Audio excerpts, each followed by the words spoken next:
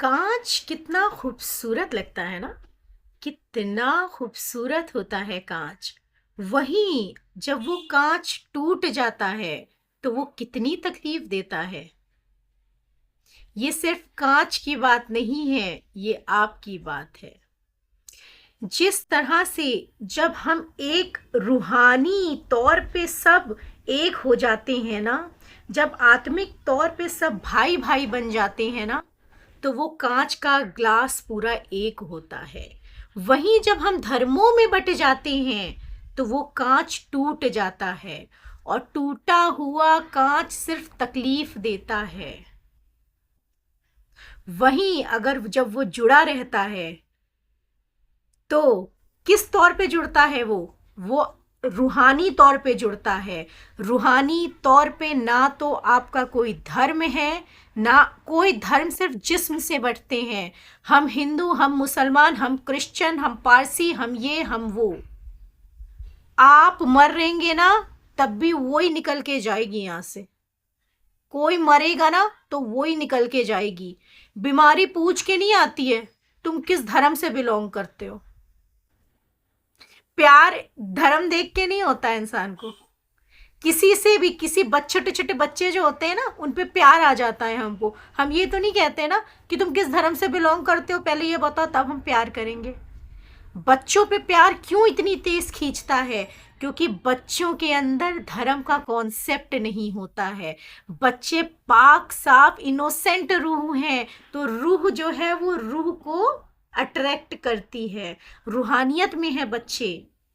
छोटे छोटे बच्चों में सिर्फ रूह का एहसास होता है, तो वो हमारी रूह को अट्रैक्ट कर लेती है। वहीं जब वो बड़े हो जाते हैं, न जाने कहाँ कहाँ से क्या क्या कुराफाते सीख के आ जाते हैं और अपने आप को धर्मों के नाम पे बांट देते हैं, तो क्या हो जाता है। सुनो ना, एक चीज ध्यान दो। आजकल तो खैर ये नहीं है, थोड़ा पहले जाओ। पहले क्या होता था? जिस घर में झगड़ा हो जाता था ना, माँ बाप कहते थे अब तो मैं पानी भी तब तक नहीं पीऊंगा जब तक मेरे बच्चे एक नहीं हो जाते। अरे खाना पीना त्याग देते थे, कहते थे अन्न नहीं जाएगा मेरे मुंह में, जल नहीं जाएगा मेरे मुंह में जब तक मेरे घर में फूट है।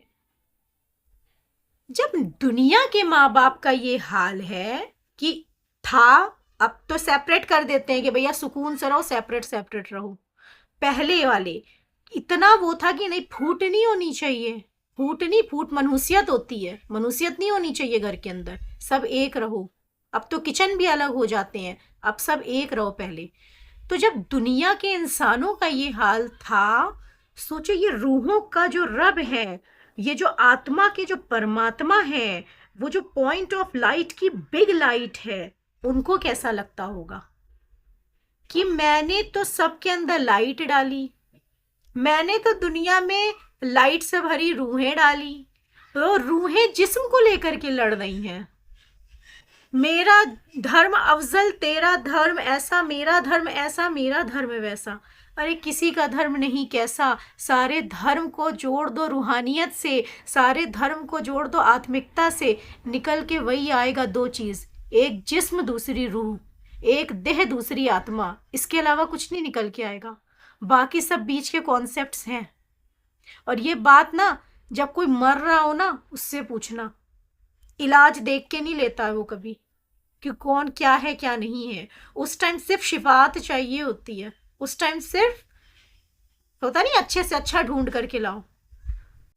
जब पड़ती है ना, तब एहसास होता है कि कुछ नहीं है, सिर्फ एक जिस्म है और एक रूह है, एक देह है और एक आत्मा है। बाकी सारे कॉन्सेप्ट हमने अपने खेल पाल में बनाते बनाते दुनिया की क्या गत मचा डाली, एहसास भी नहीं हुआ। तो चलो, टूटा हुआ कांच बड़ी मनहूसियत होती है। दूसरा क्या करेगा हमें कोई लेना देना नहीं है। हम अपने तौर पे इस कांच को टूटने नहीं देंगे।